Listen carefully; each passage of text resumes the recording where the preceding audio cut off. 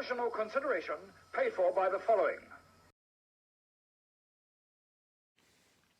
Hello and welcome to Quick Shot Reviews for Cheap Shot Entertainment.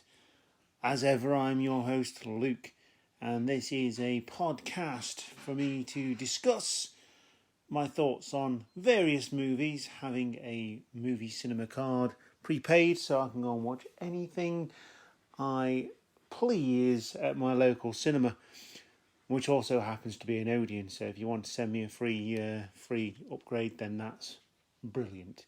If not, then I will continue to pay and I will continue to go and watch movies because it is something I absolutely love doing. That and watching wrestling are my go-tos, and gaming as well. So we cover all of those on various platforms and YouTube channels throughout Cheap Shot Entertainment. And coming soon, we're revitalising the podcast where we're talking to wrestlers as well. So keep in contact with us for that. But for today, a movie review of the 2022 film called Babylon. It is set in the 1920s and it is directed by Damien Chazelle, and it is a bit of an epic at 3 hours plus, but it does star Brad Pitt, Margot Robbie, Jean Smart, Olivia Wilde. We've got, pretty sure I saw Samara Weaving in there as well. There's loads and loads and loads of people that you will have seen here and there. Flea is in it from the Red Hot Chili Peppers. Wow, okay. Did I see him? I can't even remember. There's so much going off in this film. It's unbelievable. So yeah, we've got a lot to get through in this one. But I really enjoyed this one. If you've seen it, let us know. And start the discussion on Cheap Shot Entertainment or on Quick Shot Reviews in this video. So join us for the main part of the video and I'll give you my thoughts on Babylon.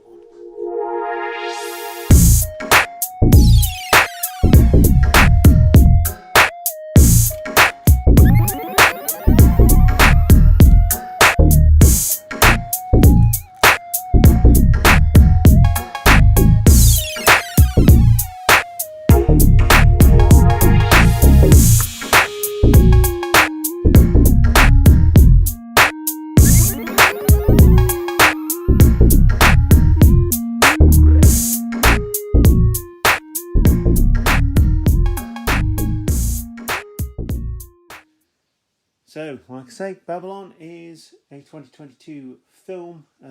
Just been to go and see it. It is 2023 officially. And I say it stars Brad Pitt. Absolutely phenomenal performance. Brad Pitt does his usual fantastic job playing whatever character comes along his way.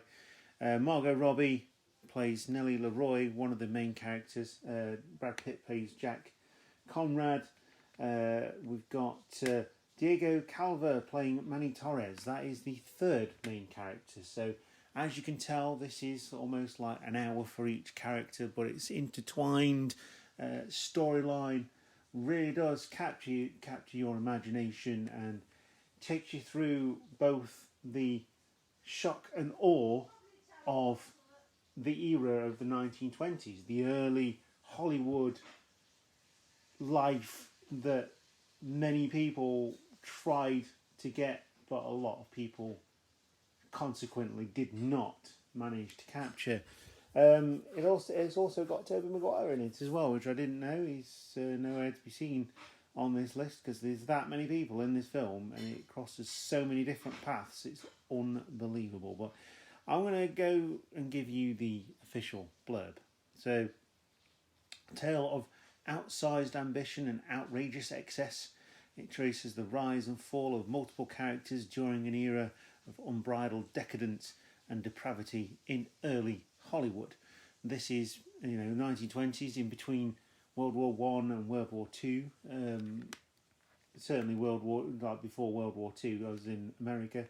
An original epic set in 1920s Los Angeles, led by Brad Pitt, Margot Robbie, and Diego Calva, with an ensemble cast including Jovan Adepi, Lee Jun Lee, and Jean Smart, not Jean Smart. A tale of outsized ambition and outrageous success. Blah blah blah blah blah. And so it's going to be really difficult to go through everything that I want to say in the space of 10 minutes. Hence why we call quick shot reviews. We don't like to spend a lot of time doing things in terms of these reviews. So I'm going to take you through the main bits. Like I say, you've got Manny, you've got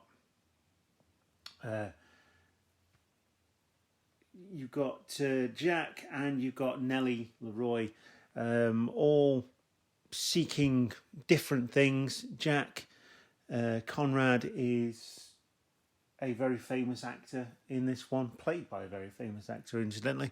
And he's got everything. He's where everybody else wants to be. They see him and they say, right, that's who I want to be. I want the money, I want the fame, I want the parties and all that kind of stuff. You see the parties, they are depraved. This is an 18, by the way. So, and it's very gratuitous in a lot of the things that it does, not only with the nudity, the language, but also some of the things that crop up later on, which I won't spoil, as we go on a ride from early Hollywood, bright lights, and trying to get into film, all the way spiralling with the characters all the way down to the very lowest levels of 1920s Hollywood. And it's a ride. And I always say this, I've seen quite a few films recently where cinemas have been filled out, which has been brilliant because I love going to the cinema. And I'm seeing and hearing a lot more audible laughter, a lot more reaction to different things, which is great when the cinemas were fairly empty. It was also nice, I'll be honest with you, because you don't get people sat in front of you on their mobile phones. But now you've got a crowd. You've got a crowd that will react together. One person laughs, the other person will laugh because it's socially acceptable to do so.